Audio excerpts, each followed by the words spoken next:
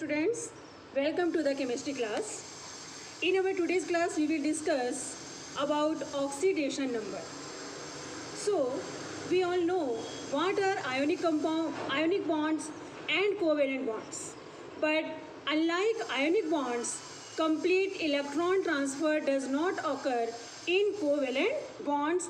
Instead, there is a partial transfer of their electronic charge. This is known as an electron shift. In order to track the electron shifts occurring in covalent compounds, scientists came up with the concept of oxidation number.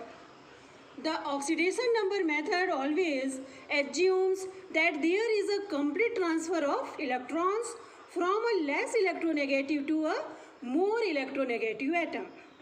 For example, in a formation of water molecule, it is assumed that there is electron transfer from hydrogen atom to oxygen atom, and hence hydrogen gets oxidized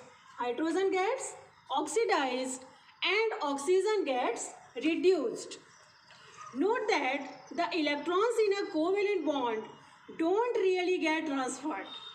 It is only a hypothetical exception made for the purpose of understanding redox reactions. So now here, students, this is the example of redox reaction. Here we all know hydrogen is oxidized and oxygen is reduced. Oxidation number is defined as the charge or the apparent charge that an atom in a compound or ion would have if all the electrons in its bonds belonged entirely to the more electronegative atom.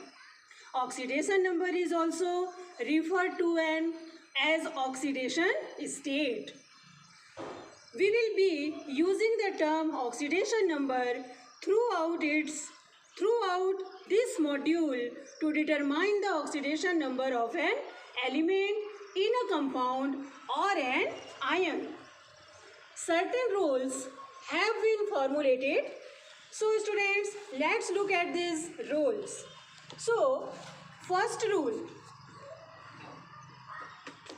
The first rule is that the oxidation number of atoms of elements in their elementary states and allotropic forms is 0. For example, hydrogen, oxygen, chlorine, ozone, phosphorus, sulfur, sodium, potassium, magnesium, aluminium, etc. That's all elements are present in elementary states, so their oxidation number is always 0. And now let's see the second. The second rule is that in neutral compound, the sum of oxidation number of all atoms is 0. For example, in H2O, the sum of oxidation number of hydrogen and oxygen is 0. Clear? So, let's see the third rule. The third rule is that in case of the ions that are composed only of one atom, the oxidation number is same as the charge on the ion. For example, the oxidation number of sodium is +1, magnesium ion is +2, aluminium ion is +3, chloride ion is -1, and oxide ion is -2. However, in complex and polyatomic ions, like that CO3 2-, in ions, the algebraic sum of the oxidation number of all atoms in the ion is equal to the charge on the ion. For example, in the carbonate ion, it means CO3 2-. In ion, the algebraic sum of the oxidation number of the 3 oxygen atom and 1 carbon atom So one carbon atom is minus 2. The oxidation number of carbon is plus 4. And oxidation number of oxygen is minus 2. So minus 2. So 4H plus 3 multiplied by minus 2. So this is equal to minus 2. So students, that is the third rules. Now let's see the fourth rule. The fourth rule says that in their compound, all alkali metals, it means group first elements, have oxidation number of plus 1, and all alkaline earth metals, their oxidation number is plus 2. According to the fifth rule here, right? The oxidation number of oxygen is minus 2 in most of its compound, but except in two cases. The first is the case of peroxides and superoxides. In peroxides like H2O2 and barium peroxide, each oxygen atom is assigned an oxidation number of minus 1. And superoxides like KO2 and RbO2, each oxygen atom is assigned an oxidation number is minus half. The another exception is when oxygen combines with fluorine, right? For example, the oxidation number of oxygen difluoride is plus 2, and in dioxygen difluoride oxidation number is plus 1. So this is because fluorine is the most electronegative elements and has an oxidation number of minus 1. So here in this all exceptional, oxygen is low electronegative elements, so their oxidation number is different. So let's see the sixth rule. The sixth rule says that hydrogen has plus 1 oxidation number when it combines with non-metals. Here, combined with non-metals. This is because all non-metals are more electronegative than hydrogen. But hydrogen is more electronegative than metals. So hence, in metal hydride, where hydrogen combines with metals such as lithium, potassium, magnesium, its oxidation number is minus 1. But if hydrogen combined with any non-metals, so hydrogen oxidation number is plus 1. Okay, so let's see the seventh rule. Students, according to the seventh rule, fluorine has an oxidation number minus 1 in all its compound.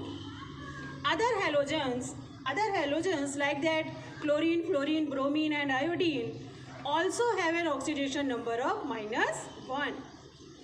When they occur as halides ion in their compound, but when they combine with oxygen to form oxoacids and oxoanions, they have positive oxidation number, right? It means their oxidation number is plus 1. The atoms of transition or d block elements exhibits several oxidation number. It means these elements shown variable oxidation number exhibited by the transition elements.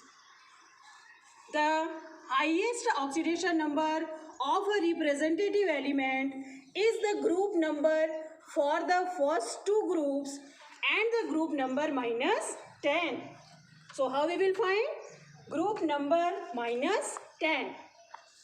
So for the remaining groups, this shows that the highest value of oxidation number exhibited by an atom of an element increases across the period in the periodic table.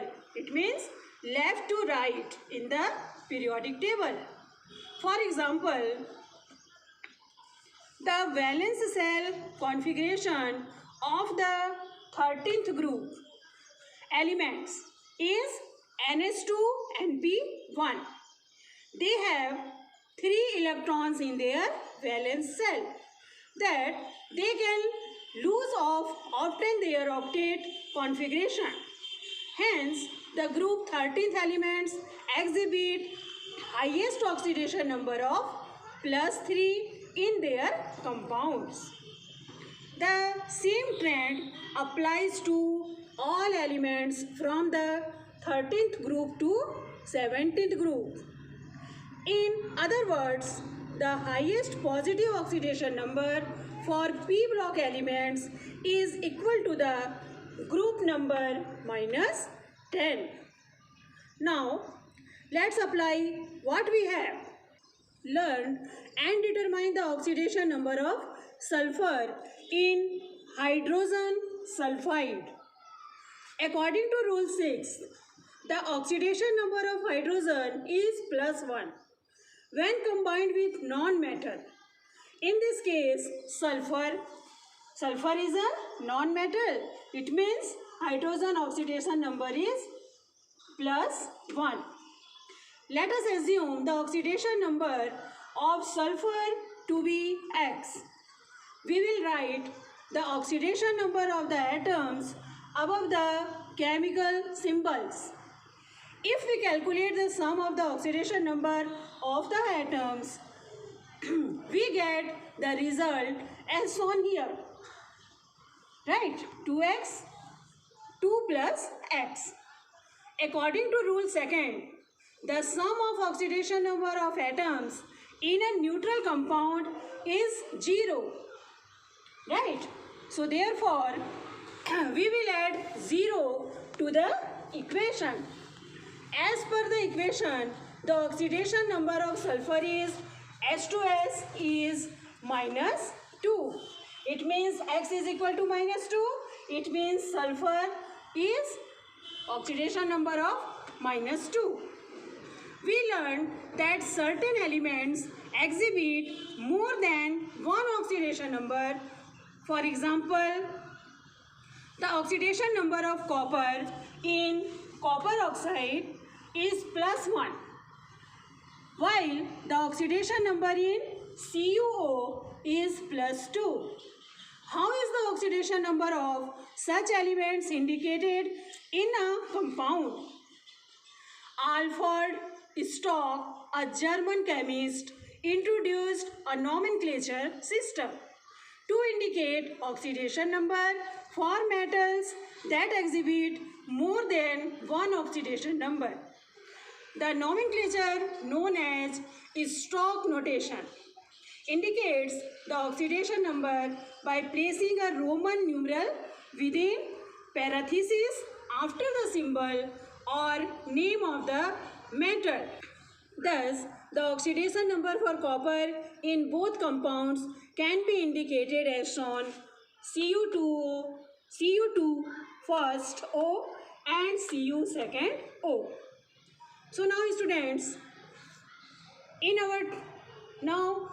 our oxidation number topic is completed here.